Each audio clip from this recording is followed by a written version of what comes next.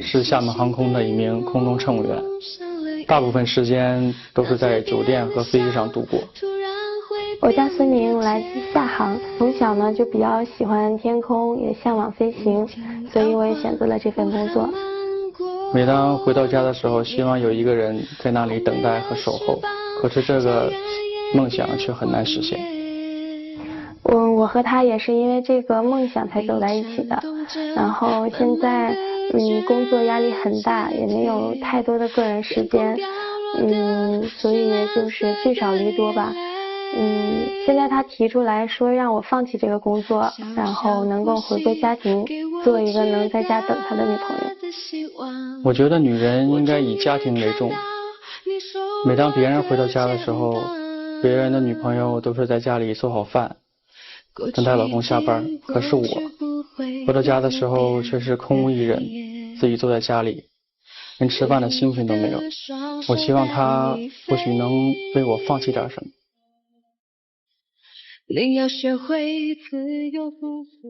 一对空乘恋人因为职业发生了冲突了，来，掌声请出他们，掌声有请。男主人公红丽24岁，来自哈尔滨，他的学历是大专；女主人公小宁23岁，也来自哈尔滨，她的职业是空中乘务员，两位都是厦航的员工。来，有请两位。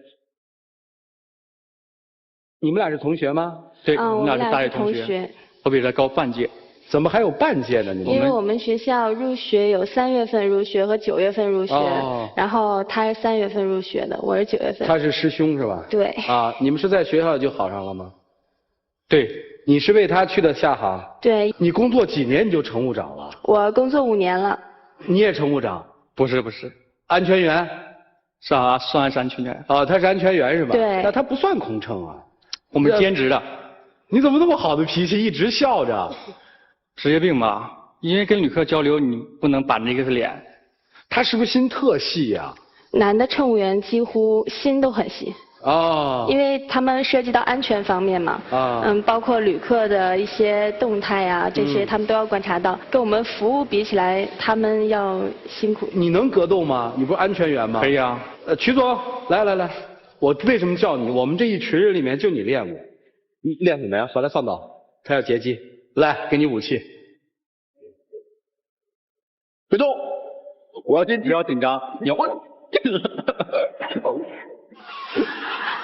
这不行啊！这枪我都没弄掉。这一下我是终止这个动作了。如果我下狠手，没事，你可以下狠手。来，我们再来一次啊！来，打伤了没关系的。来，我们不经常。对，这么着。哎，这我劫个色吧。你倒是想啊！你可以下狠手。那如果我说我也练过呢？你们俩一起把他绑倒。你干嘛现在告诉他？你一会儿就真老实，是吧？啊，你们练过是吧？没事，我好怕，我还截他了，我截击。哎，他这个怎么样？你觉得劲儿？挺有劲儿的。回去吧啊。这是在学校要学的是吧？这是在航空公司学的。航空公司学，对。那就说你不仅要给旅客提供这些正常的舱内服务，是的，还需要做安全工作是吧？对。你现在不想让他飞了是吧？我想让他找一份相对安稳的工作啊，因为我们这种飞行聚少离多，大部分在外面奔波，很少有回家的时候。乘务长和安全员谁挣得多？那应该你不干了，人家干。这个不对吧？男人应该在外面奋斗，女人应该顾家里多一点。那你那会儿找他干嘛呢？你又是他同学，知道他要做空乘。我们当初上学的时候不知道这份工作这么辛苦，每天早出晚归，有时候遇到航班延误，跟旅客打交道，受什么委屈也没法说，只能自己消化。其实有时候我心里也挺难受的，比如说过情人节。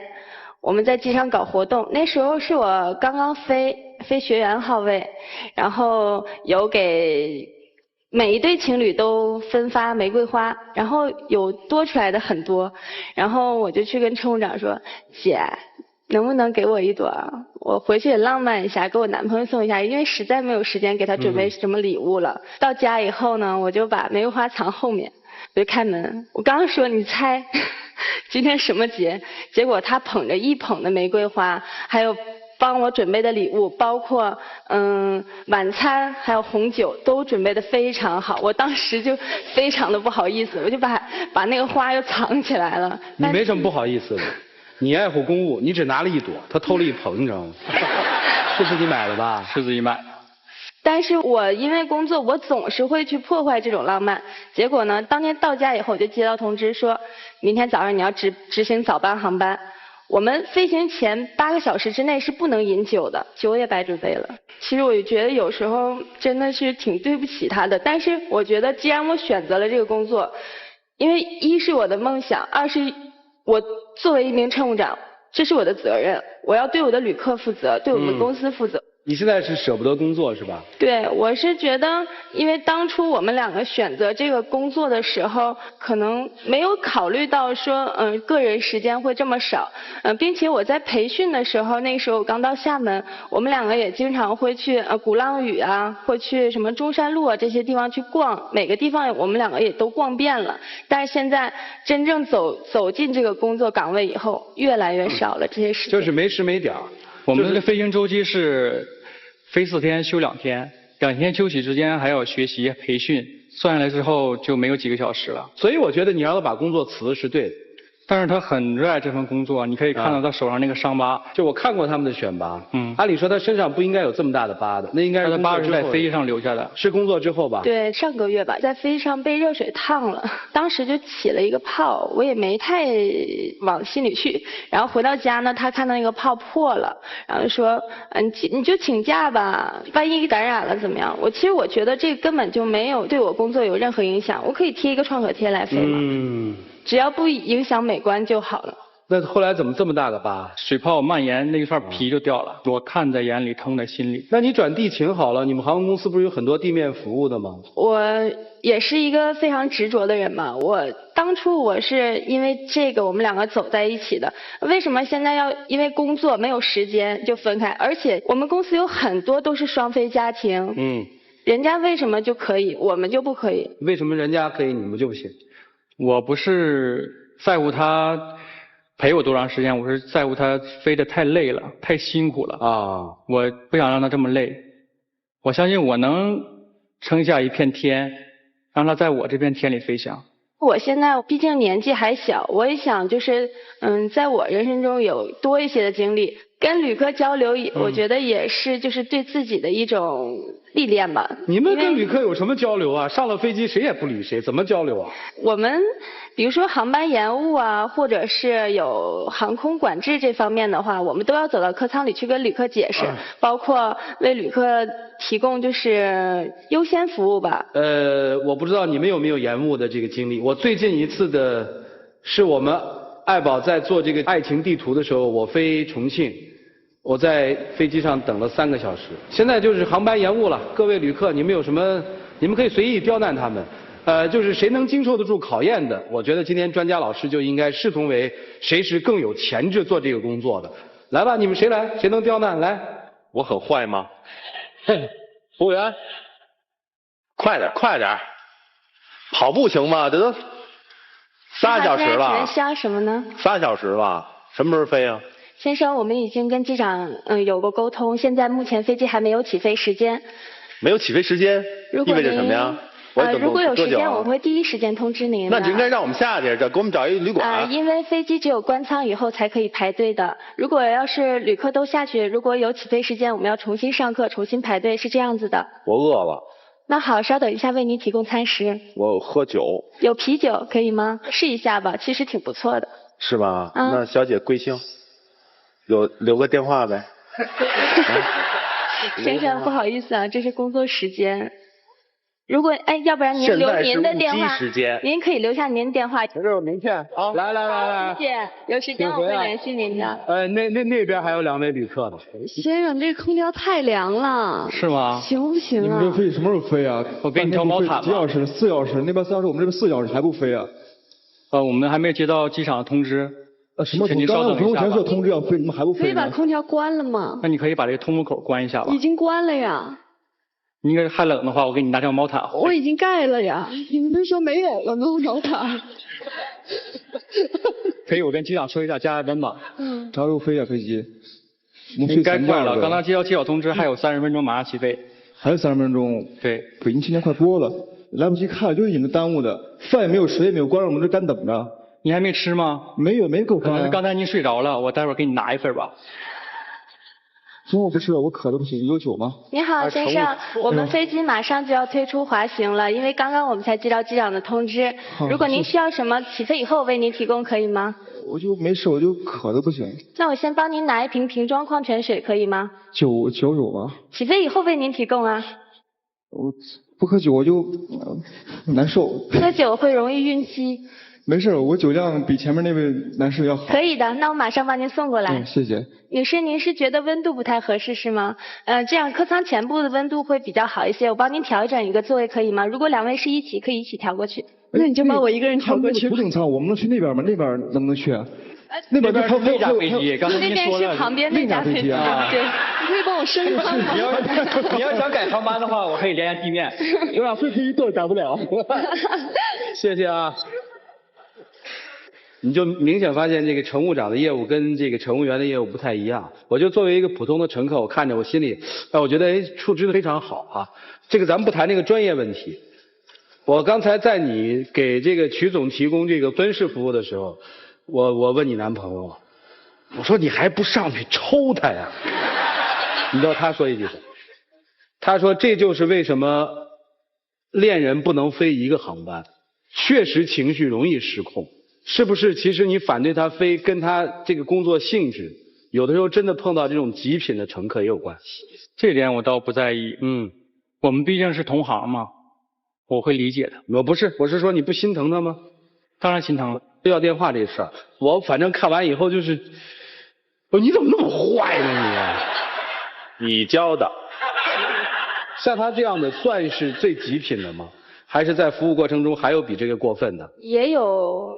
就是比较可能刁钻的旅客吧，但是我们乘务员在平时飞行中也会累积很多这种随机应变这种能力，我们不可能说去跟旅客来硬碰硬这样的。前几个月不是有一个是川航嘛，有一个乘客就拍了空姐的屁股嘛，然后他解释说这是我打招呼的一种方式嘛，那如果有这种乘客对你这样非礼的话，你会怎么样？我们当然要找到目击证人，第一点，就是有旅客会为我们作证，当然好人比较多，我们可以就是飞机到达目的地以后，把这位旅客交给地面公安。如果这位男士在身边的话，你会揍他吗？不会。他这样非礼你老婆，你都不揍？这是一种职业素养吧。我相信一个警察，他老婆被调戏，他也不会打那个男的。我就最大的感触就是太不容易了，没早没晚的私人生活其实受到了很大的这个约束和限制。接下来就是真的到了大家给他们出主意的时间了，一起进入丘比特问卷。我觉得如果这个女孩她将来还是要回到地面的，为什么你不让她继续先实现她的梦想？就算现在放弃了，她心里永远会有个疙瘩，以后跟你吵架会说你原来不让我怎么做，我说不定现在可以怎么样，还不如再给她1-2年的时间，然后她将来还是会落到地面上的。我觉得可能这样就更完美了。贺老师，她在戏里也是那么一个善解人意的有钱的海归女吗？在戏里比较自我一点。那你怎么看待他们呢？我觉得她挺好，挺般配的，在一块多好，基于自己的梦想好好飞就好了。我觉得其实从外形包括你们的素质来看的话，真是天造的一对儿。如果非要让你们做一个决断的话，真是太难了。我说是男孩你作为安全员，你在飞机上你是保护飞机和乘客的安全，去制止那些行凶的人。但是现在你就在持爱行凶，仗着爱你就让他放弃这份工作。爱里面是要尊重的，不光尊重他现在拥有的一切，还要尊重他坚持的一切。通过刚才的情景模拟，我觉得他的专业水平远远在你之上。所以就这一块这个专业素质来说的话，他虽然是你的师妹，但是他现在比你做的职位高是有道理的。你能因为爱然后放弃你的工作吗？你可以吗？可以啊。那矛盾已经化解了。但是我放弃了，他还是那么辛苦。就事业而言，没有一件工作得到成功是可以唾手可得的，都很辛苦。如果你想成功，达到自我满足那种成就感的话，一定必须付出。其实我们两个提起这件事的时候，主要是有一次他奶奶过生日嘛，他妈给我打电话，然后就是说能不能回去，然后我也答应的非常的好，但是我也是因为航班晚了，然后他等到最后我也没有上去，可能老人家也比较失望吧，因为也是过大寿嘛。我再问一句哈，你们俩彼此信任吗？我很相信他。信任，他应该很招女孩子，是吧？应该是吧，反正也没告诉过我。你这叫信任他呀？你就怕问。我相信他是没有的，但是他要是跟我说呢，他不可能跟我说。我从这个男生的刚才的种种表态里面，我发现了一点问题。首先你是个大男子主义的人，觉得女人就应该在家里面照顾老公的，你希望他做地勤，希望每次你下了航班之后推开门之后，已经有人做好饭了，已经所有东西帮你弄好了。但是你记得，你要求的这个东西是要让他放弃他的梦想，放弃他的事业。为什么这些事情一定要让他去牺牲呢？在一个家庭里面，我认为大家都应该有付出。我们试想一下，现在你们两人在同一个航班上，这个航班即将坠毁，你们会对对方说什么呢？程部长先说吧。下辈子我还飞。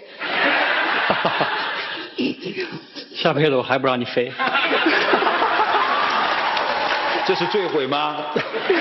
这当然是坠毁了，这绝不可调和的矛盾呢，这就是坠毁啊。我们回顾一下，女方在最开始在下航面试的时候和面试官的对话，你为什么到这儿来？因为我的男朋友在这儿。对，我是这么说的。是这样说的吧？对。我老婆对我说的最让我感动的话，也不是什么我爱你，是说你不管到哪儿工作，有你在的地方就是我的家。我的感受是什么呢？得妻如此，夫复何求啊？曾老师曾经有一部电视剧里面有一句台词非常经典，我这一生的事业就是爱你，让你快乐。那既然是如此，为什么要剥夺对方的快乐呢？也许对方在这份工作当中要经历很多其他的工作所不会面临到的屈辱和你所看不下去的一些情节，但毕竟是他的快乐，就像他所说的，下辈子我还要飞。那既然是如此的话，为什么我们作为男人的不能奉献一下，让他快乐下去呢？为什么不能呢？任何一个人在生活当中都会有付出，但最关键的在于对方的付出不是我们索取的理由啊。若干年之后再去想想当初你老婆说的这句话，你为什么到下航来呀？因为我男朋友在这儿。这句话很感动人的，我现在却要他离开这个地方，他因为我来到这儿，我现在因为我要他离开这个地方，这话说得出口吗？他为了你来到一个同样的职业的地方，经历同样的工作，有同样的爱好，彼此在一起相守，而且他的工作的体力难度并不一定比你的轻，为什么你就扛不住了，你就要求别人付出，而对方却没有气馁要求你付出呢？其实放弃工作这方面我也有想过，但是不是现在，我觉得我趁着年轻，我还可以多做几年，也许以后我也会回归家庭，但是确实不是现在。行吗？再给我点时间。一个男人3、5年都等不了。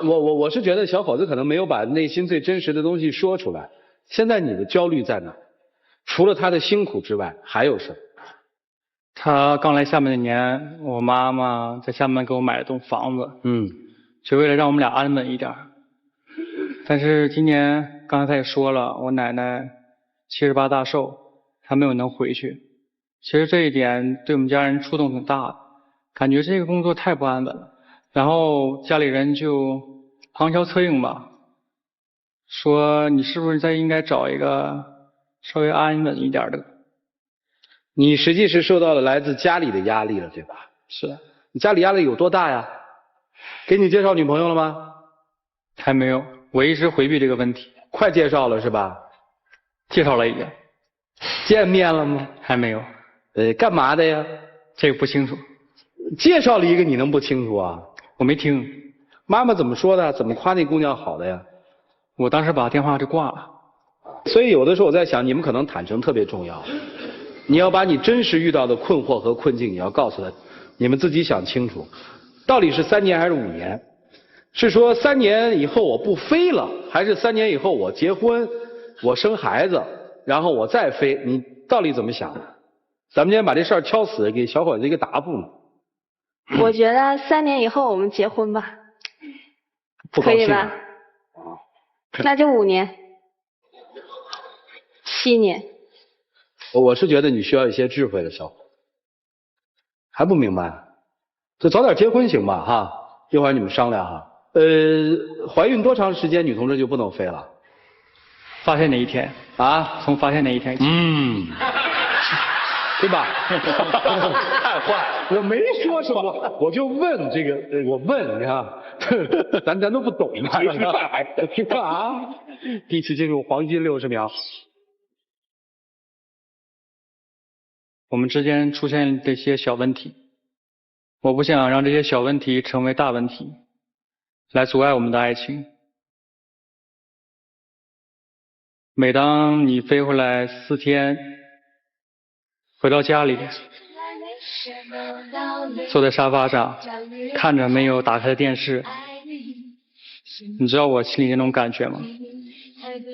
你脸上写满了疲惫，可是我又没有办法去擦掉这些疲惫。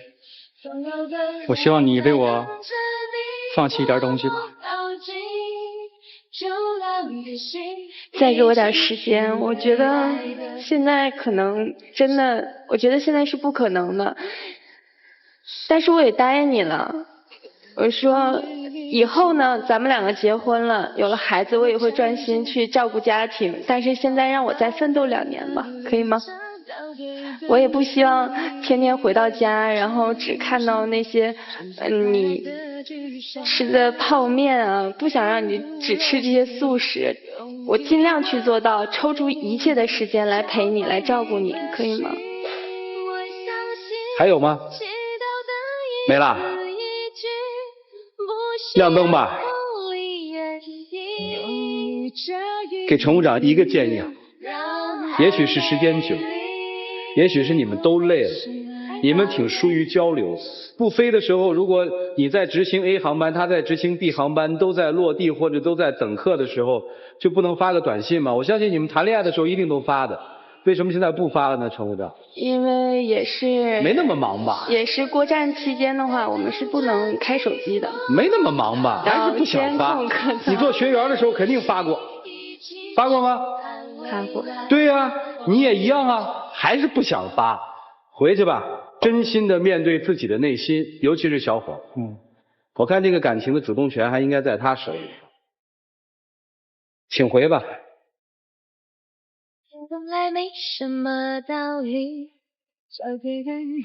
各位拿起手里的表决器啊，觉得他们应该继续呢，还是有可能分的可能性比较大？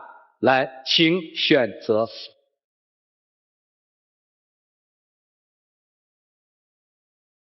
现场有66.67%的观众朋友觉得这段情感根本不会因为一个要飞一个不让飞而受到什么大的冲突。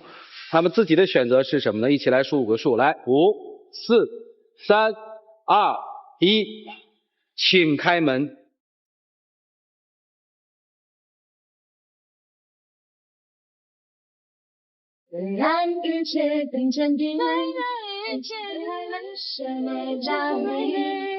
再给我点时间，我以后肯定做一个好妻子。亲爱的，今天是七夕情人节，也是你的生日。我希望用这一束鲜花来弥补我们以前错过的日子。谢谢。嫁给我吧。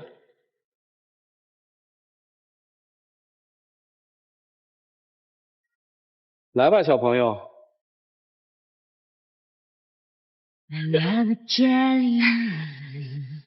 谢谢你。等着。别着急，先说广告。感谢协力雅为本节目嘉宾提供的套餐礼盒，感谢天津东尼佩吉钻饰为本节目嘉宾提供的订婚钻戒。接下来让我们一起来见证这个神圣而浪漫的时刻。老婆，我爱你。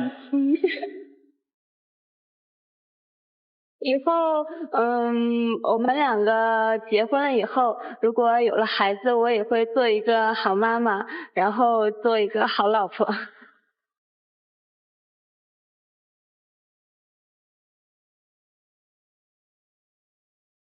谢谢。什么时候要孩子？快了。学聪明了，兄弟。请先领结婚证好吗？好，带他回家吧，就去哪儿？小飞。